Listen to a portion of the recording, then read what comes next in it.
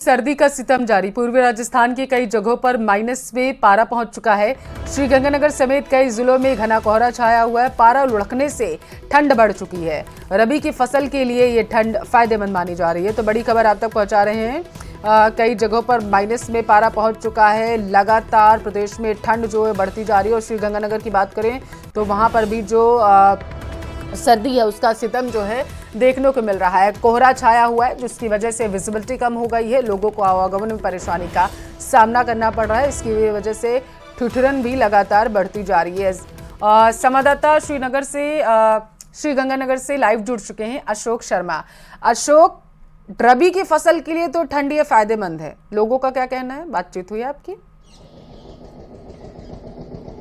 बिल्कुल, देखिए पल्लवी, राजस्थान का सरहदी जिला श्रीगंगानगर में पिछले 2 सप्ताह पूर्व जिस तरह से पश्चिमी विक्षोभ की सक्रियता देखी गई, उसके बाद से ही मौसम के मिजाज लगातार बदल रहे हैं। और खास बात यह कि पिछले 2-3 दिनों से जो रात का तापमान है वो 10 डिग्री सेल्सियस से नीचे जा चुका है। यानी कि रात के समय तो अब गलन का एहसास होना भी शुरू हो गया है। दिन के समय जरूर टेम्परेचर 23 से 24 डिग्री सेल्सियस तक पहुंच रहा है, लेकिन ठंड का आगमन पूरी तरह से हो चुका है। लोगों का रूटीन पूरी तरह से बदल चुका है। मैं आपको श्रीगंगानगर जिला मुख्यालय की तस्वीरें दिखाऊं तो आप ये देखिए, वकीलों वाली डिग्गी से गोल बाजार चौक की तरफ जाने वाले मार्ग का हम रास्ता देखेंगे तो आप ये देखिए, मॉर्निंग वॉकर्स की जो संख्या है वो लगभग ना के बराबर है, क्योंकि लोगों का रूटीन काफी बदल गया है। सवेरे के वक्त काफी ठंड होती है, लेकिन जो कोहरा पड़ रहा है, टेम्परेचर डाउन हो रहा है, वो रबी की फसलों के लिए काफी फायदेमंद होता है। किसानों का कहना है कि खेतों में खड़ी गेहूं, चना और सरसों की फसल के लिए ये मौसम काफी खुशगवार है, काफी फायदेमंद है।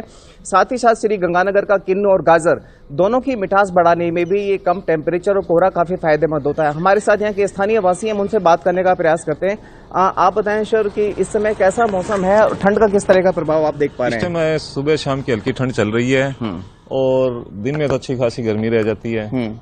जो कोहरा पड़ना शुरू हो रहा है अब, इस टाइम सीजन शुरू हो जाता है। थोड़ा सा इस बार सर्दी का मिजाज थोड़ा लेट आया है। अच्छा, बेशक मिजाज लेट आया है, लेकिन रात में जिस तरह से गलन का एहसास बढ़ रहा है और जिस तरह से खेतों में हम कोहरा देख रहे हैं, वो कोहरा रबी की फसलों के लिए कितना फायदेमंद होता है? नहीं, ये कोहरा पड़ना तो हमेशा फसल के लिए, रबी की फसल में अच्छा रहता है। गेहूँ, सरसों सब के लिए अच्छा रहता है ये।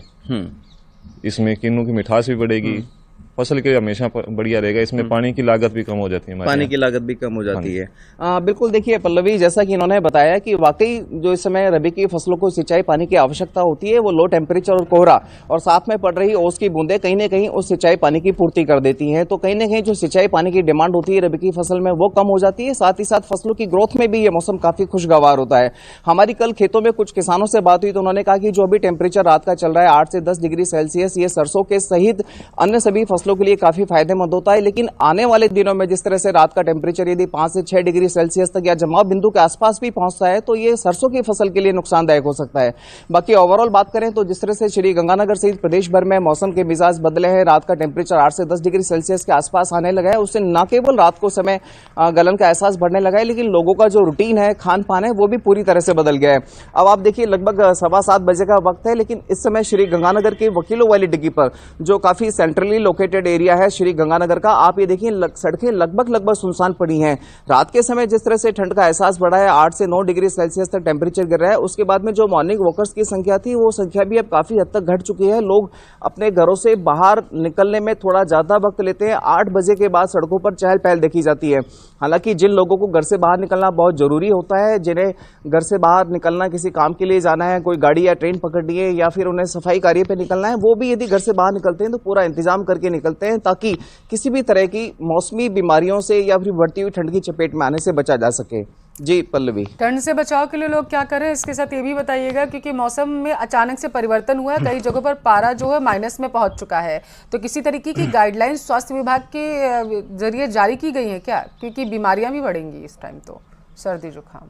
अशोक, हाँ बिल्कुल पल्लवी, देखिए मौसम में परिवर्तन होने के साथ साथ मौसमी बीमारियां तो बढ़ी ही बढ़ी हैं। हमने यदि ओपीडीज की बात करें तो पीएचसी, सीएचसी के अलावा जो डिस्ट्रिक्ट हेडक्वार्टर पे जो हॉस्पिटल्स होते हैं, वहां पर सर्दी जुकाम से पीड़ित मरीजों की संख्या में लगातार इजाफा भी हो रहा है। चिकित्सा एवं स्वास्थ्य विभाग का यही अपील की गई है आम लोगों से कि वो घर से बाहर निकलते समय पूरी बॉडी को कवर करके निकलें और यथासंभव जब ज्यादा ठंड पड़ रही हो सुबह और शाम के वक्त या रात के वक्त, तो घर से बाहर निकलना अवॉइड करें। हालांकि लोगों ने अपने स्तर पर भरसक प्रयास किए हैं।